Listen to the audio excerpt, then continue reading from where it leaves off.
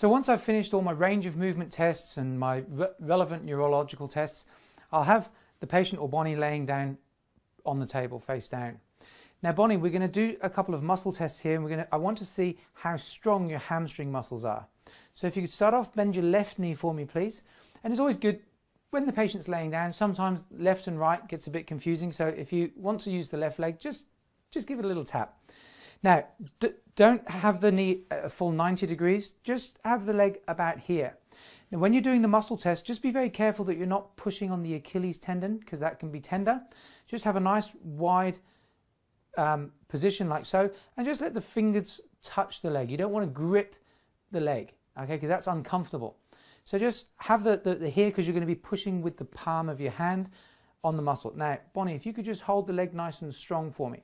So this test is just establishing that there's good power, good strength in the leg.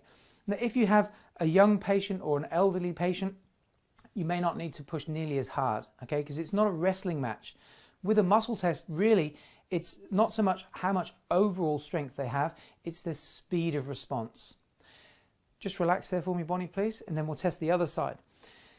If you have a stronger patient, maybe someone who's not quite so sure about the whole principle of muscle testing, you can always demonstrate to them just how strong they are to start with. So hold nice and strong for me, Bonnie. Hold and just see. So the hamstring muscle is not a muscle that you can easily, just relax, cheat with, because the hamstring muscle is typically 4 to 5 times stronger than the upper body. So a perfectly good hamstring, I shouldn't be able to overpower with my arm strength.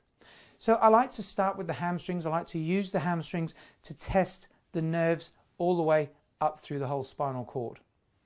So Bonnie, what we're going to do now is we're going to try and locate where the stress is coming from that may be affecting your health. So what we're going to do, just with very light fingertip pressure, I'm going to isolate each nerve as it comes off the spinal cord and goes into your body. Now, if we come across a problem, you may find that the muscle goes weaker. So if you could bend the knee for me there, please. Hold nice and strong. So what I try to do is then find an area where there's maybe nerve stress on the body, so I can demonstrate the difference in how the strength actually feels. So hold nice and strong for me, Bonnie, please. Good. So then we'll start off with the coccyx nerve on the left, the coccyx nerve on the right, the sacral nerve on the left, the sacral nerve on the right. Okay, so here we can demonstrate a weakness. Okay, now how does that feel, Bonnie? No strength at all. No strength at all. Now, let me explain how that test works, because you see, for a lot of people, it'll be the first time they've experienced something like this, and they're thinking, gee, what happened? What are they doing? Is it a trick? Is it, smokes and mirrors? Now, Bonnie, imagine you're having a conversation with somebody and someone else comes and puts their hand on your shoulder. Now, typically, you can continue that conversation and be aware there's somebody there, yes? Mm-hmm. So always ask the patient if they understand. Yeah, of course, that makes sense. Now, Bonnie, imagine you've got a nice fresh bruise on the shoulder here. You're having a conversation, someone comes and puts their hand on the shoulder. Automatically, you're going to turn, kick, punch, scream. You're going to do whatever you can to protect yourself. Sometimes even just before they touch it. Have you ever had that happen before? No, but I know what you mean. You know what I mean? Okay. So exactly the same principle. If I were to put pressure here and there was a bruise, you would stop what you're doing and you'd focus on trying to protect yourself.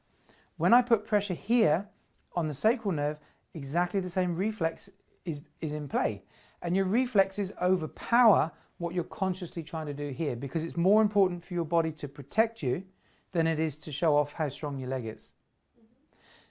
So once you've established how the test works and it makes sense, then you can start going into exactly what that nerve may be affecting.